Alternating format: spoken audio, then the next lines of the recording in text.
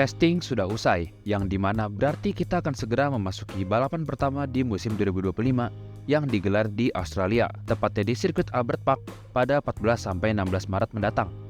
Tentu banyak pertanyaan dan spekulasi terkait tim mana yang akan memenangkan balapan seri pembuka ini, dan tim mana yang akan mengejutkan kita semua dengan kenaikan performa atau penurunan performanya.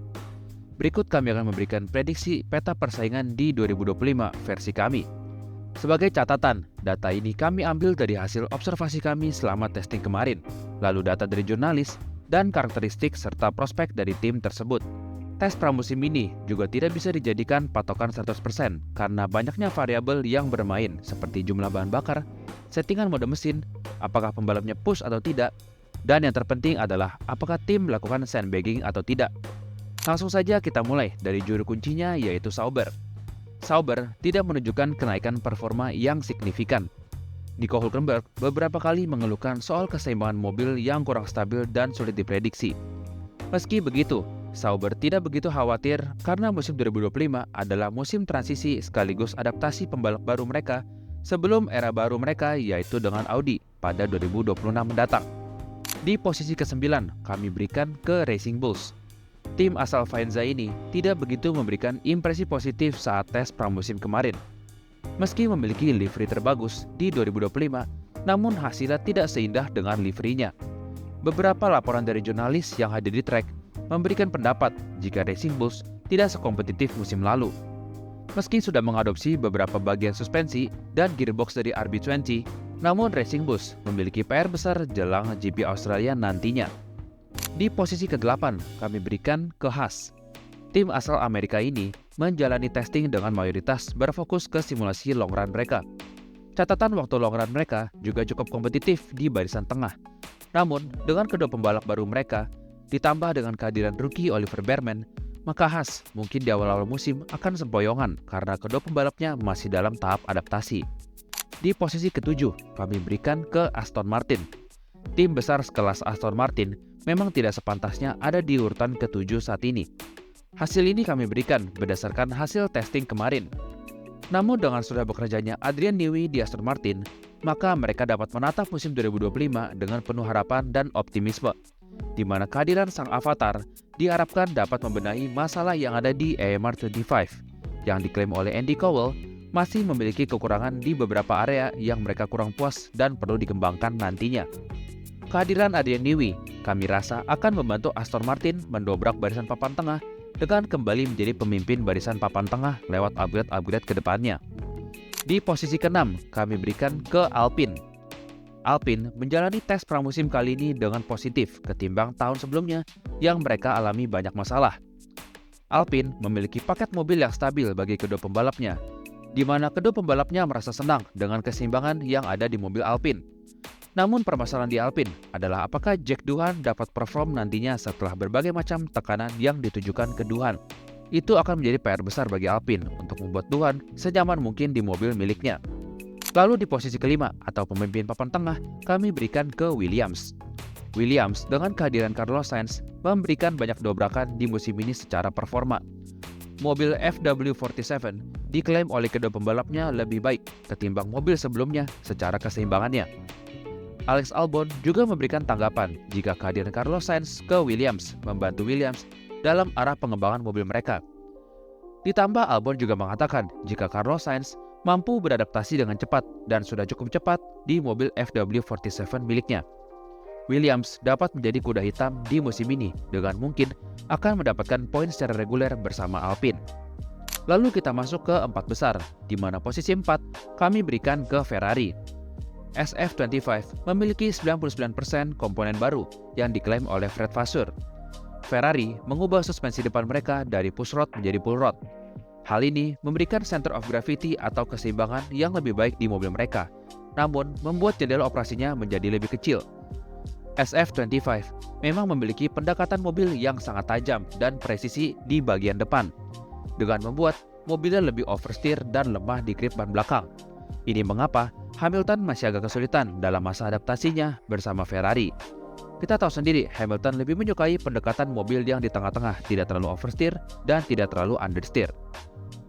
Berdasarkan dari informasi jurnalis yang ada di track, Ferrari terlihat tidak begitu meyakinkan dengan SF25 masih memiliki kendala di kestabilan mobil saat pengereman.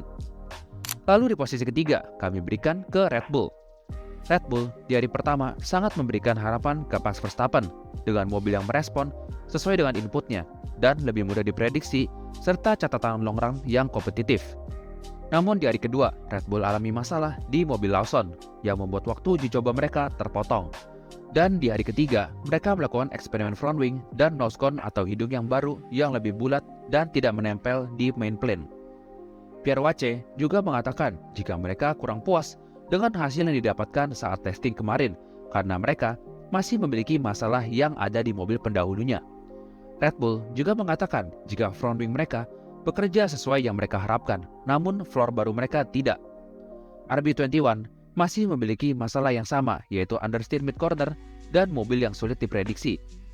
Namun tim mengatakan jika ini hanya bagian kecil dari upgrade yang akan mereka bawa ke Australia nantinya, dan mereka mengatakan hal positif yang dapat diambil adalah lebih baik mengetahui masalahnya sekarang ketimbang saat musim sudah berjalan. RB21 juga masih memiliki jendela operasi yang kecil, di mana sama seperti musim lalu. Mereka kesulitan mencari settingan yang pas untuk RB20, dan seketika mereka menemukan settingan yang pas seperti di GP Qatar, maka RB20 dapat kompetitif untuk bersaing di barisan depan.